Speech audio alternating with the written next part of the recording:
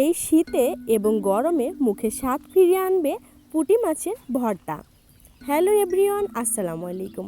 SB satisfied life থেকে আমি বৃষ্টি বলছি। বন্ধুরা, বাসায় যখন পুঁটি মাছ কিনে আনা হয় তখন কিন্তু ছোট বাচ্চারাও এটা খেতে পছন্দ করে না, কাটা থাকে দেখে।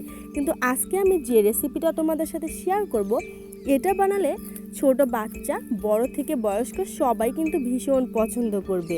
আর গরম ভাতের সাথে বলার তো কোনো কথাই নেই, এত মজা লাগে যে সেদিন বাড়িতে অন্য কোনো রেসিপির দরকারই হবে না। তো চলুন শুরু করা যাক। বন্ধুরা, আমি এখানে পুঁটি মাছ পরিষ্কার করে কেটে ধুয়ে নিয়েছি। আর এখানে আমার লাগবে একটু বেশি করে রসুন কুচি করে নিয়েছি পেঁয়াজ কুচি, আর সাথে নিয়েছি মরিচ কুচি।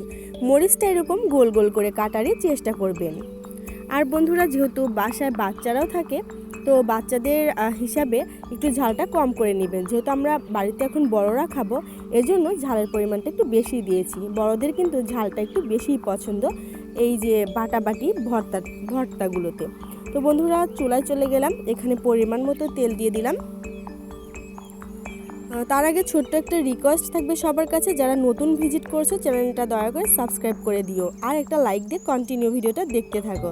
ছোট্ট ভিডিওটা স্কিপ করে দেখো না, তাহলে কিন্তু অনেক টিপস মিস করে যাবে।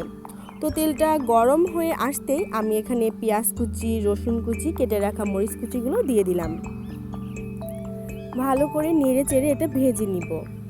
এই ভর্তাটা মজা করার জন্য একটা স্পেশাল টিপস দিব ভিডিও লাস্টের দিকে, অবশ্যই পুরো ভিডিওটা কন্টিনিউ দেখতে থাকো। দেখো বন্ধুরা, ভালো করে নেড়ে চেড়ে নিচ্ছি, যেন পুড়ে না যায় সেদিকে খেয়াল রাখতে হবে। পুড়ে গেলে কিন্তু ভর্তার টেস্টটা নষ্ট হয়ে যাবে। এ পর্যায়ে পরিমাণ মতো লবণ দিয়ে আবার ভালো করে নেড়ে চেড়ে নিচ্ছি। এখন কিন্তু বন্ধুরা এটা বাদামি বাদামি হয়ে আসবে। এখানে আমি অল্প একটু হলুদের গুঁড়া ব্যবহার করছি, তোমরা চাইলে এটা স্কিপও করতে পারো, তবে একটুখানি হলুদের গুঁড়া দিলে ভীষণ মজা লাগে।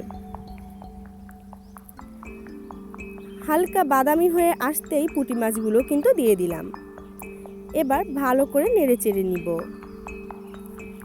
অনেকে অনেকভাবেই পুঁটি মাছ ভর্তা করে, কিন্তু এভাবে একবার বাসায় ট্রাই করে দেখবেন, এতটাই মজা লাগে, ভর্তার টেস্টটা বহুগুণে বেড়ে যায় আমার মতো করে যদি ভর্তাটা বানান। আবার অনেকেই কিন্তু এই পুঁটি মাছের ভর্তা খাননি কখনো, আবার অনেকেই খেয়েছেন।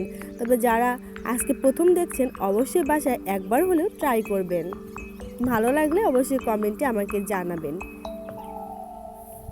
আমি ভালো করে নেড়ে চেড়ে নিচ্ছি। পুঁটি মাছ কিন্তু অলরেডি সিদ্ধ হয়ে গেছে। আরও আমি 2 থেকে 3 মিনিট ভালো করে ভেজে নিব। দেখো বন্ধুরা, ভাজা ভাজা হয়ে গেছে 2-3 মিনিট পরে। তোমাদের সাথে একটা ছোট্ট টিপস শেয়ার করতে চেয়েছিলাম। টিপসটা হচ্ছে, যখন এই ভাজাটা প্রায় হয়ে যাবে তখন একটুখানি কালো জিরে আমরা এখানে ব্যবহার করব। কালো জিরে দিলে যে কোনো ভর্তার টেস্ট কিন্তু বহু গুণে বেড়ে যায়। তো আমি একটুখানি কালো জিরে দিয়ে কিন্তু ভালো করে আবার নেড়েচেড়ে ভেজে নিব। আর এই ভর্তাটা আমি শিলপাটায় করব। শিলপাটায় ভর্তা করলে একটু বেশিই মজা লাগে। এবার কিন্তু নাড়াচাড়া 1 মিনিটের মতো নাড়াচাড়া করে নিব, কারণ কালো জিরে দিয়ে বেশি ভাজতে হবে না, জাস্ট 1 মিনিট নাড়াচাড়া করে নিলে কিন্তু হয়ে যাবে ভর্তাটা। এতটাই মজা লাগে এই ভর্তাটা, কিছুই বলার নেই। তো আমি কিন্তু বেটে নিয়ে এসেছি, সব কিছু এক ভিডিওতে দেখানো সম্ভব না। তো দেখো ফাইনালি কতটা সুন্দর লাগছে ভর্তাটা, এতটাই লোভনীয়। বন্ধুরা, আজকের এই ভর্তা রেসিপিটা তোমাদের কাছে ভালো লাগলে অবশ্যই লাইক দিতে ভুলবে না, আর কমেন্টে জানাবে তোমরা কখনো পুঁটি মাছের ভর্তা খেয়েছো কিনা, আর আমার এই রেসিপি দেখে তোমরা বানাবে কিনা সেটা অবশ্যই আমার সাথে শেয়ার করবে। আর চ্যানেলে নতুন হয়ে থাকলে চ্যানেলটা অবশ্যই সাবস্ক্রাইব করতে ভুলবে না। আমার কিন্তু এই ভর্তাটা ভীষণ পছন্দের, এতটাই মজা লাগে যে শুধু বড়রা না, এই ভর্তাটা কিন্তু বাড়ির বাচ্চারাও পছন্দ করে। তবে সেক্ষেত্রে ঝালের পরিমাণটা একটু কম করে দিতে হবে।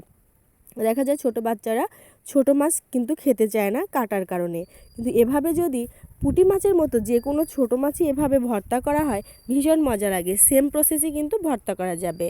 তবে তোমরা অনেকেই চাইলে পুঁটি মাছগুলো আগে থেকে ভেজে নিয়ে তারপরে পেঁয়াজ রসুন ভেজেও কিন্তু ভর্তাটা করতে পারো, কিন্তু আমি এভাবেই করি, এভাবেই ভীষণ ভালো লাগে। তো আজকের মতো এখানেই বিদায় নিচ্ছি। আল্লাহ হাফেজ।